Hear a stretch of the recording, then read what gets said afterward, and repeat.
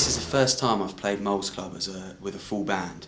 I've been playing the Cellar Bar downstairs for years, really, as a solo acoustic act, because that's where the songwriters go.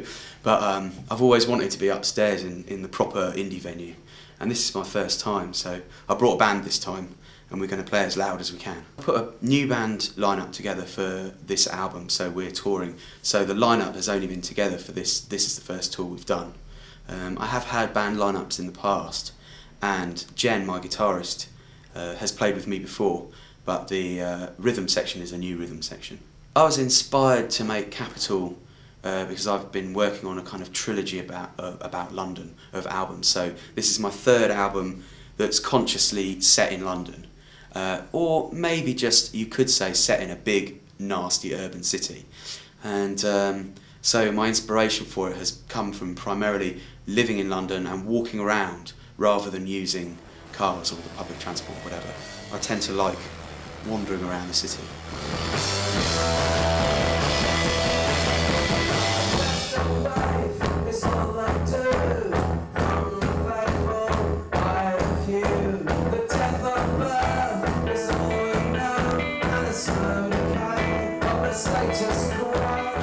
I think my music is political, but I don't think I'm 100% comfortable with having got put in a box of being a protest singer. And I think over the last 2 or 3 years, through my own fault, I've become a bit of a protest singer, whereas what I want to do is make music about anything. And in a way, once you're labelled a political songwriter, it almost unconsciously puts other subjects off limits, where people who know my material for years know I've written songs about animals, or written love songs, or just written songs about life. So it's a bit of a funny one. I think I am political, I'm a very political person, but I think I'm stuck in a box and I'm climbing as fast as I can out of the box. I guess my biggest musical inspiration ever is Springsteen, and I grew up, before I discovered indie rock and punk rock, I was listening to really cheesy American mainstream soft rock, and then I kind of discovered punk and discovered the NME and discovered real bands, and the one act that I'd already been into before then that carried through by weight of his sheer quality was Bruce Springsteen. He's still the person that I would turn to in moments of real crisis to listen to things. I really love the American college rock underground, so I really get into bands like Sebadoh and Yo La Tengo. Dinosaur Jr. are one of my favourite bands.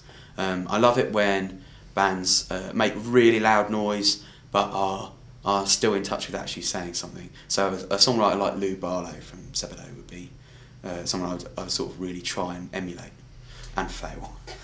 Just over the last few months I've signed to a new label, Extra Mile, which is a London indie label. Before that I was on Snowstorm Records for about 5 years, and we got on really well, so I was on he's a one-man indie project, you know, like a kitchen table label. But now I feel like it's the first time I've had a big team of people working my music, so it feels like a big step up. And I really liked that they're really young and they really enjoy their jobs, which is good. You know, you get so many cynical people whose office job has become just their misery.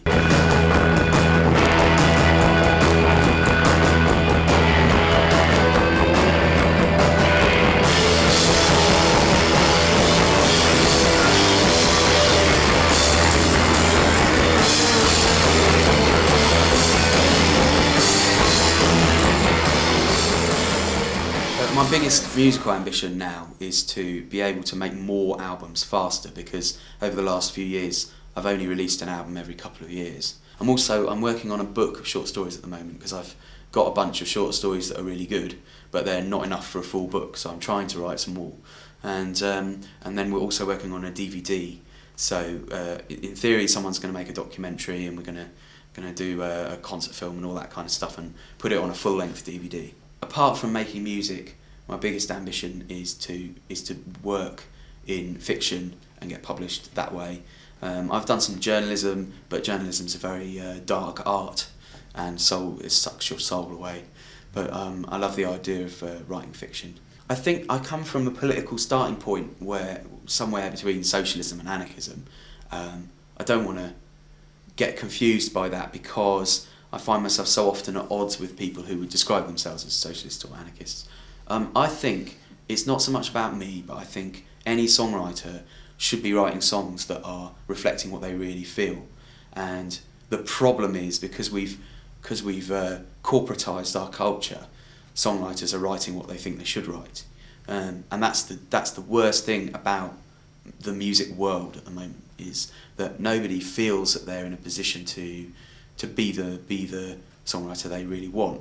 And that's even the most powerful people, I think. You know, for me, I'm not going to compromise what I write songs about. So I'm known best, I guess, for some songs that have offended people. So a song like Huntsman Comes a Marching offended a lot of people, but it was a song that reflected exactly how I felt and exactly what I wanted to say.